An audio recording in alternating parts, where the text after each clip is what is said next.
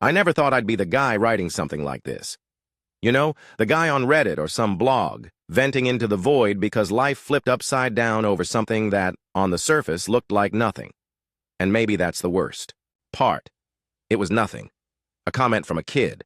One sentence, 7 words. But it hit harder than any punch I ever took in my life. Let's start with this. I'm not the jealous type. Never have been. My name's Thomas. I'm 38. I work from home as a systems analyst, which is just a fancy way of saying I solve logic puzzles for a living while wearing sweatpants. Married to Kelly, she's 35, flexible as hell, runs stretch classes in a local studio, and also does a bunch of wellness blogging under the name Balanced Mama. 2 kids, 1 mortgage, 2 lawn chairs on the porch we never sit in. Basically, American Dreamlight TM. We've been together for 7 years, and up until a few weeks ago, I would have bet my life that we were solid. Not fireworks every night, sure, but we had our rhythm. I'd make breakfast. My specialty's protein waffles with almond butter and a drizzle of maple syrup. She'd get the kids dressed and blast her playlist of morning motivation bangers. Weekends were soccer games and slow cooker recipes. The usual. She had her routines, too. Stretch class 3 nights a week, sometimes subbed in at the Fit Den, a gym in town where the trainers wear shirts so tight I can see their heart rate. She posted those pastel-filtered Instagram photos of smoothie bowls, kids in matching outfits, sunrise jogs. If you judged us by her feed, we were 2 steps away from being a Hallmark movie. But then things started to shift. I couldn't tell you the exact moment. Maybe it was when she started coming home later than usual, claiming her new clients needed one-on-one sessions, or that she was finally building traction with her social media engagement. I didn't question it. Honestly, I was proud of her.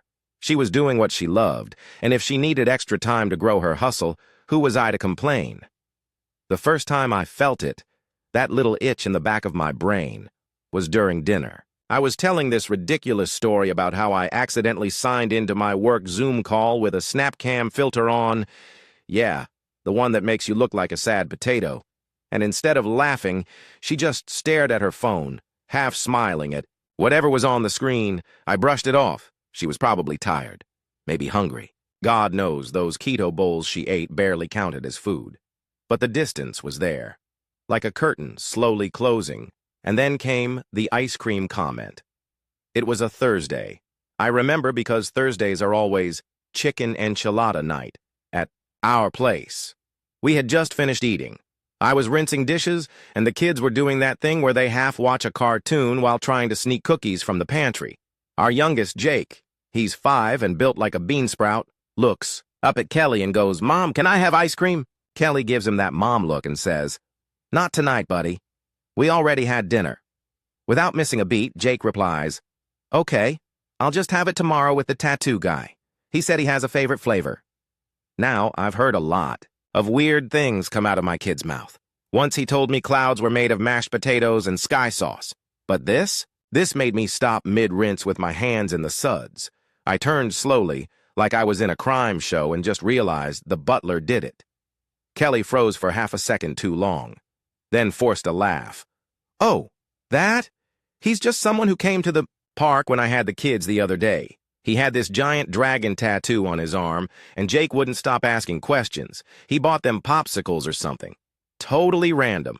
But it wasn't totally random, because Kelly never mentioned the park, or dragon tattoos, or random men buying our kids frozen treats. And for someone who updates her followers every time she sneezes in a eucalyptus-scented towel, that was weird. I didn't say anything. Not then. But something inside me went from sleep mode to full diagnostic alert. That night, after she went to bed, I sat on the couch with a beer and pulled up an old app we'd used for family safety a few years ago, Find My Phone. She forgot it was still linked to her Apple ID. I reactivated it. Look, I didn't feel good about it. But something didn't add up, and I don't play blind when the math's off. A few nights later, she said she had a late session, left at 6:45. I watched the dot on the map. It didn't go to the Fit Den. It parked in front of a place called Sunset Grind. That's a coffee shop, not a gym. I know because I used to go there for their cold brew float. It's a monstrosity of caffeine and sugar that could raise the dead. I didn't confront her. Not yet. I needed to be sure. So the next night, I asked casually, How was class? She smiled. Sweaty, lot of pelvic stretches tonight. My glutes are on fire. Yeah, must have been brutal with the heat. It was, she said too quickly. The room gets so stuffy. Funny thing, that night it was barely 50 degrees outside. No humidity.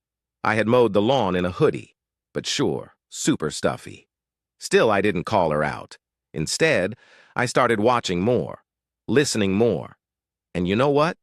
It was all there. I just hadn't noticed before. Like how she used to joke about me in front of friends. Tom tried to dress the kids today. One had shorts, the other a winter coat.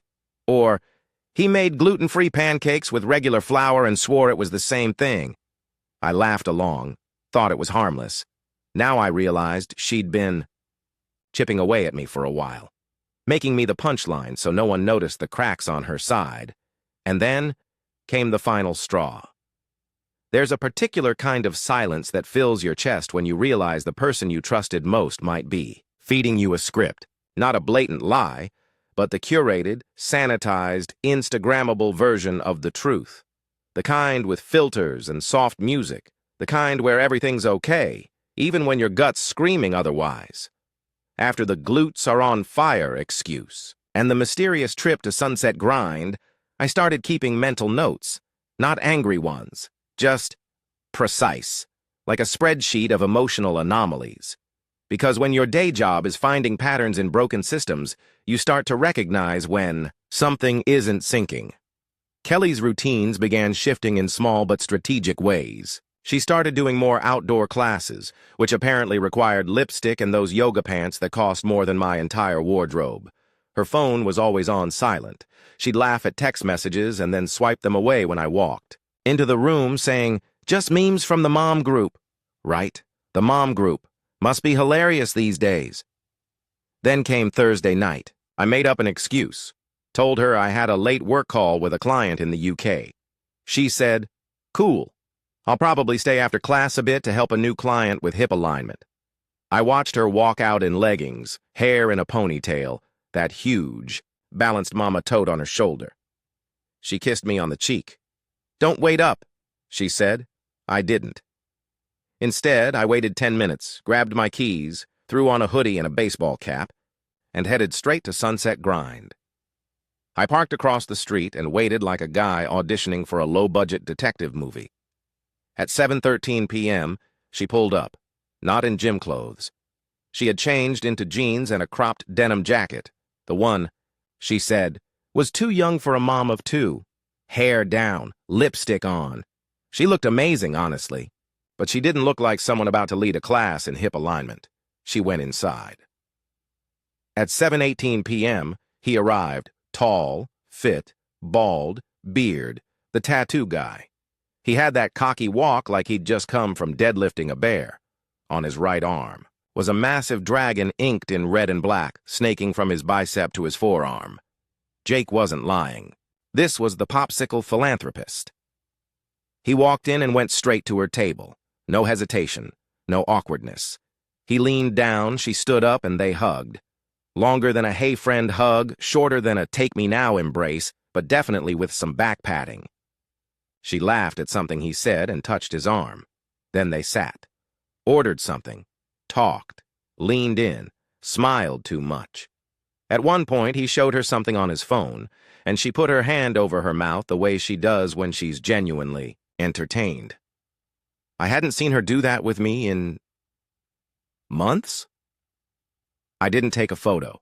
Didn't need to. The image was burned into my memory like a permanent watermark. I didn't storm in. Didn't cause a scene. I left.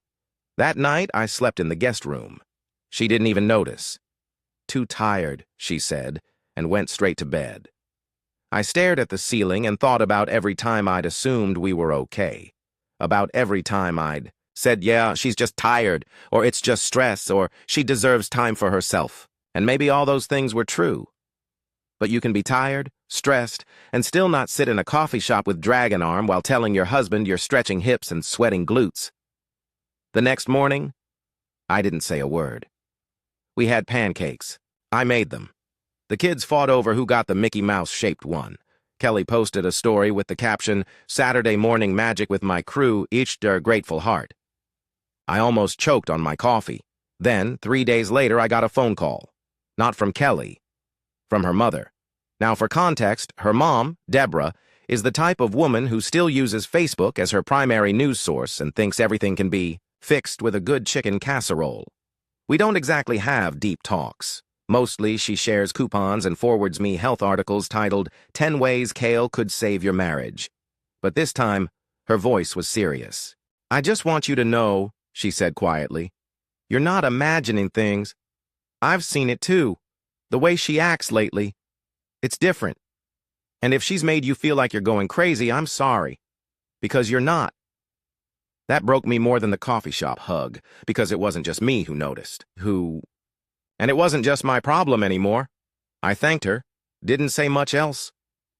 The next day, I packed a small bag, told Kelly I had a work emergency and needed to crash at a motel for a few nights to focus. She kissed me goodbye and told me not to overwork myself. I went radio silent, turned off my phone, left my laptop unopened, sat in a 79 per night room with beige curtains and a broken vending machine and just existed. I didn't cry, didn't rage. I just sat with the truth, let it marinate. The truth was simple. I had no idea who I was married to anymore, and honestly, I wasn't sure she knew who I was either. 5 days. That's how long I stayed in that motel. It smelled like lemon disinfectant and old decisions.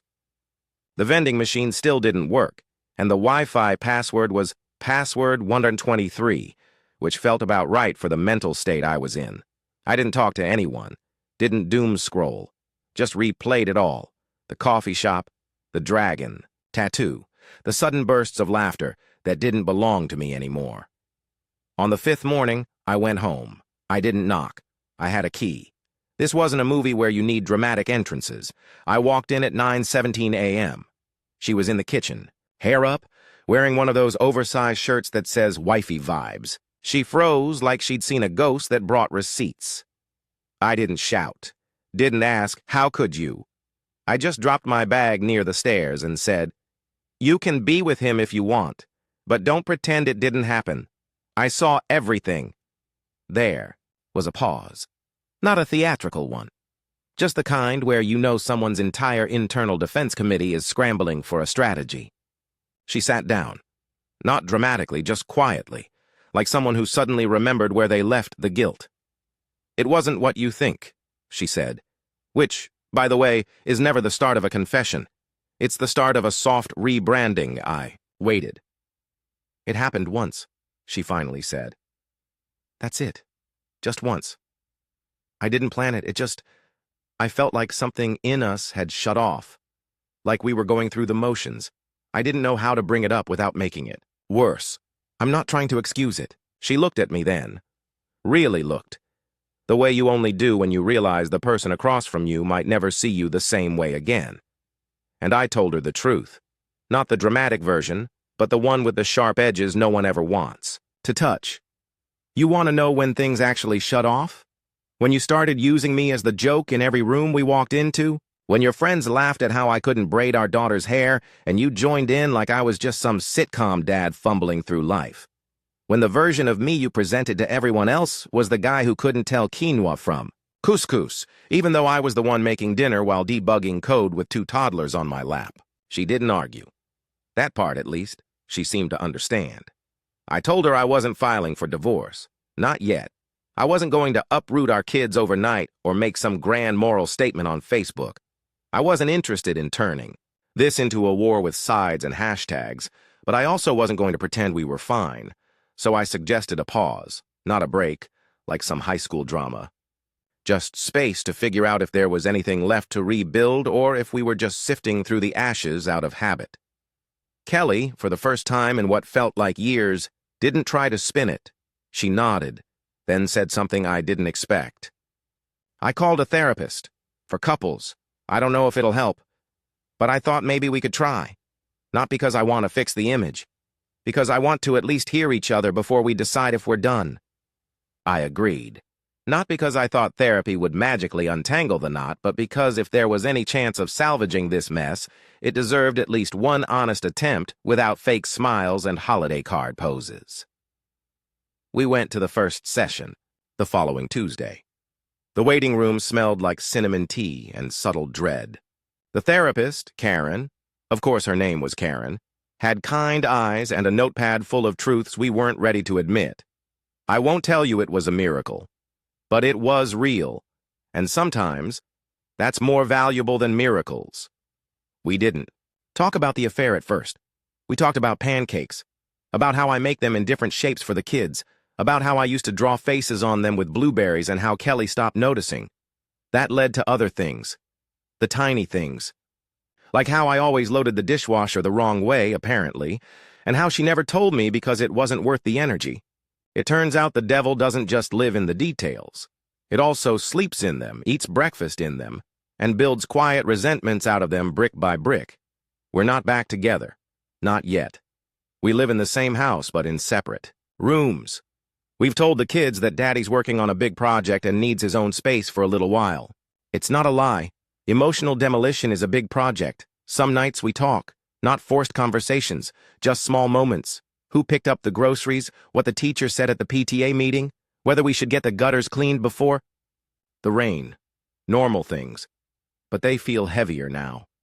More honest. Other nights we sit in silence, and I realize silence isn't the enemy. It's the space where truth echoes loudest. And here's the thing I keep thinking about. Not the tattoo, or the coffee shop, or even the lie about the glutes. What sticks with me is the moment at that dinner table when our son casually mentioned ice cream with another man, and she tried to laugh it off. That was the moment something clicked. Not snapped, not shattered, just clicked, like a seatbelt locking, into place right before the crash. I don't know what happens next. I'm not pretending this story has a perfect ending. Maybe we make it work. Maybe we don't. But I'll tell you this much. Sometimes cheating doesn't start with a kiss. It starts when you start turning the father of your children into the punchline at brunch, and then you wonder why he stops being funny.